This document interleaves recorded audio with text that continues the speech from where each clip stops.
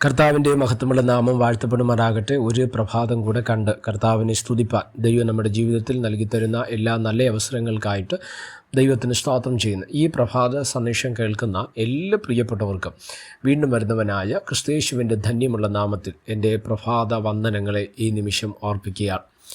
ഇന്നത്തെ പ്രഭാത ചിന്തയ്ക്കായിട്ട് ഉൽപ്പത്തി പുസ്തകം 42 അധ്യായത്തിൻ്റെ 21 വാക്യം.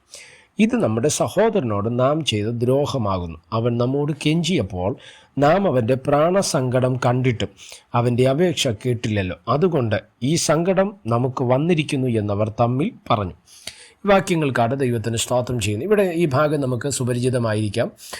ഇത് വായിച്ചിട്ടുള്ളവർക്ക് ഈ കാര്യത്തെക്കുറിച്ച് നമുക്ക് വ്യക്തമായ ഒരു ധാരണ ഉണ്ടായിരിക്കും. എന്നാലും ഈ ഒരു ചിന്തയിൽ നിന്ന് ഒരു ഭാഗം നിങ്ങളോട് ഒരു സന്ദേശമായി കൈമാറുവാൻ ഞാൻ കർത്താവിൽ ശരണപ്പെടുകയാണ്. ശ്രദ്ധിച്ചേ, ഇവിടെ യോസേഫ് മിസ്രൈമിൽ രാജാവായ ഫറവോൻ്റെ അടുത്ത സ്ഥാനം, 2ാം സ്ഥാനം, മിസ്രൈം രാജാവിൻ്റെ കഴിഞ്ഞാൽ അടുത്ത 2ാം സ്ഥാനം ഇരുന്ന് വാഴുന്ന സമയത്താണ്.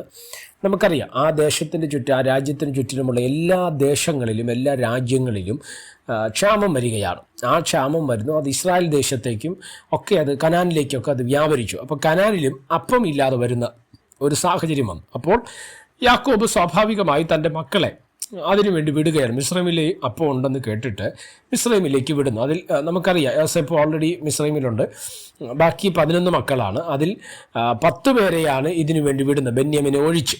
അപ്പം അങ്ങനെ ഇവിടെ വന്ന് മിസ്രൈമിൽ വന്ന് യജമാനെ എന്ന് വിളിച്ചുകൊണ്ട് ഫറവോൻ്റെ അടുക്കലും അപ്പോൾ തന്നെ യോസേഫിൻ്റെ അടുക്കലേക്കും വന്നപ്പോൾ യോസേഫ് അവൻ്റെ സ്വപ്നത്തെ അവൻ ഓർത്തു എന്നുള്ളതാണ്, അല്ലേ? അവൻ്റെ സ്വപ്നത്തെ അവൻ ഓർത്ത്, പ്രത്യേകിച്ച് ഇവർക്ക് യോസേഫിനെ മനസ്സിലായില്ലെങ്കിലും യോസേഫിന് ഇവരെ നന്നായിട്ട് മനസ്സിലായി. ഇവരെൻ്റെ സഹോദരങ്ങളാണ് എന്ന് മനസ്സിലാക്കുവാൻ തക്കവണ്ണം ഇടവന്നു, അല്ലേ? അന്ന് മാത്രമല്ല, അത് കുറച്ചൊരു കുഴപ്പിക്കുന്ന രീതിയിലേക്ക് യോസേഫ് ഇവരെ ഒന്ന് ഇങ്ങനെ വട്ടം ചുറ്റിക്കുന്നതായിട്ട് നമുക്കവിടെ കാണാൻ കഴിയും. അവിടെ പറയുന്നൊരു ഭാഗമുണ്ട്, നിങ്ങൾ അപ്പം തേടി വന്നതല്ല, ധാന്യം തേടി വന്നതല്ല, നിങ്ങൾ ഈ ദേശത്തിൻ്റെ നല്ല ഭാഗം ഉറ്റുനോക്കാൻ വേണ്ടി വന്നവരാണെന്ന് പറഞ്ഞ് അവരെ കുഴക്കുന്ന ഒരു ഭാഗത്തെ നമുക്കവിടെ കാണുന്നു. ആ ഒരു പ്രയാസത്തിൻ്റെ നടുവിൽ ഇരിക്കുന്ന സമയത്ത് ഇവർ തമ്മിൽ പറഞ്ഞൊരു കാര്യമാണ് നമ്മൾ വായിച്ചത്. ഇവരെന്താ തമ്മിൽ പറഞ്ഞ്, ഇത് നമ്മൾ സഹോദരനായ യോസേഫിനോട് ചെയ്തതിൻ്റെ ഒരു പ്രതിഫലമാണ് ഇപ്പോൾ നമ്മൾ ഈ അനുഭവിക്കേണ്ടി വരുന്ന സങ്കടം എന്നാണ് ഇവർ തമ്മിൽ പറഞ്ഞത്. എന്താ കാരണം നമുക്കറിയാം, അല്ലേ? അപ്പം സ്തോത്രം, ഇവരെ ആടുകളെ മേയ്ക്കാൻ വേണ്ടി പോകുന്ന സമയത്ത് അപ്പൻ്റെ ഇഷ്ടത്തിനനുസരിച്ച് അപ്പൻ തയ്പ്പിച്ചു കൊടുത്ത ഉടുപ്പും ഇട്ടുകൊണ്ട് സഹോദരന്മാരെ ക്ഷേമം അന്വേഷിക്കാൻ വേണ്ടി അപ്പം കൊണ്ടുപോയ ഇവൻ കൊണ്ടുപോയ അപ്പത്തെ മേടിച്ച് വെച്ച് കഴിച്ചിട്ട് ആ യോസേഫിനെ ഇടിച്ച് പൊട്ടക്കിണറിലേക്ക് എടുത്തിടുന്ന ഒരു ഭാഗമുണ്ട്. ആ പൊട്ടക്കിണർ എടുത്തിടുമ്പോൾ അവർ പറയുന്ന ഒരു കാര്യമുണ്ട്, ഇവരുടെ സ്വപ്നം എന്താകും എന്ന് ചോദിച്ചു. അതാണ് ഇവിടെ ഇവർ പറയുന്നത്. അവൻ നമ്മോട് അന്ന് കെഞ്ചിയതാണ്, അവൻ്റെ പ്രാണസങ്കടം നമ്മൾ കേട്ടിട്ടും സ്തോത്രം അവ കണ്ടിട്ടും അവൻ്റെ വാക്ക് നമ്മൾ അപേക്ഷ കേട്ടില്ലല്ലോ, അതുകൊണ്ടാണ് ഈ സങ്കടം നമുക്ക് വന്നിരിക്കുന്നതെന്ന് ഇവർ തമ്മിൽ പറയുന്ന ഒരു ഭാഗത്ത് നമുക്കിവിടെ കാണുവാൻ കഴിയും. എൻ്റെ പ്രിയപ്പെട്ടവരെ, ഈ സന്ദേശം നിങ്ങൾ കേൾക്കുമ്പോൾ ഒരു കാര്യം ഞാൻ നിങ്ങളോട് പറയാൻ ആഗ്രഹിക്കുകയാണ്.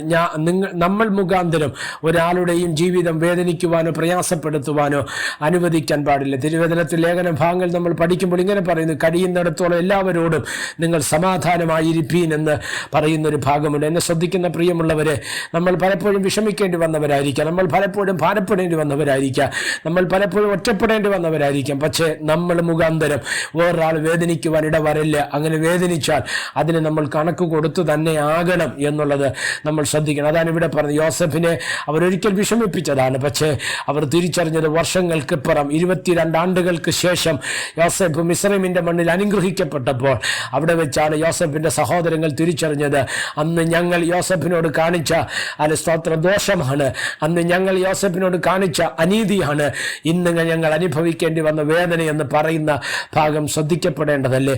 അതുകൊണ്ട് എന്നെ ശ്രദ്ധിക്കുന്ന പ്രിയമുള്ളവരെ, ഞാൻ നിങ്ങളോട് പരിശുദ്ധാത്മാവിൽ വിളിച്ചു പറയുകയാണ്, ഒരുപക്ഷെ നമുക്ക് സന്തോഷം വന്നില്ലേലും, നമുക്ക് സന്തോഷിക്കാൻ കഴിഞ്ഞില്ലേലും മറ്റുള്ളവർക്കൊരു ഭാരമായി മാറരുത്.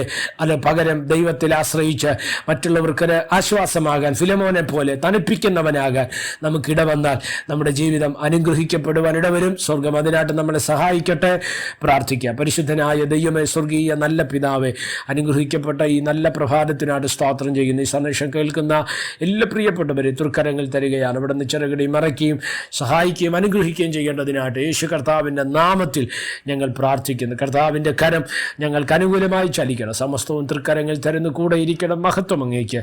യേശു കർത്താവിൻ്റെ നാമത്തിൽ പ്രാർത്ഥനകളെ കേൾക്കണം. സ്വർഗീയ നല്ല പിതാവേ, ആമേൻ. എല്ലാവരെയും ദൈവം അനുഗ്രഹിക്കട്ടെ. God bless you.